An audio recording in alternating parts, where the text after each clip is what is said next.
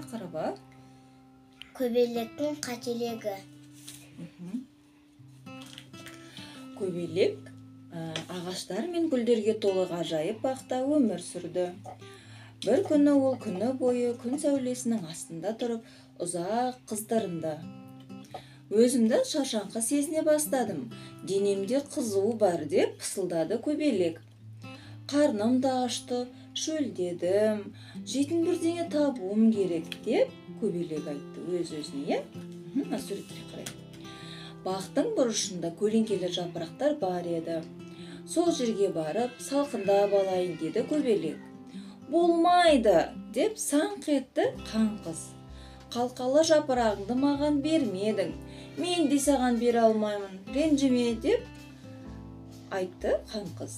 Көбелек дір-дір етіп ұшып кетті. Енді көбелек бақтың бір бөлігіндегі үлкен гүлге бет алды. Мен сонда барып демалып алайыншы, қанаттарым да шаршады деп күрсінді. Бірақ оны ара жақындатпай қойды. Бірде сенің гүліңе мен бара қалғанымда, сен мені жолатпай қойғансың. Көбелек тағы да дір-дір етіп ұшып кетті. Көрші тұрған бұтаның жапырақтарын ойлай, жұлдыз құрт келеді екен. Маған жеуге бола ма деп сұрады көбелек жауын құрттан. Ренжіме көбелек, бере алмаймын деп жауап қатты жұлдыз құрт.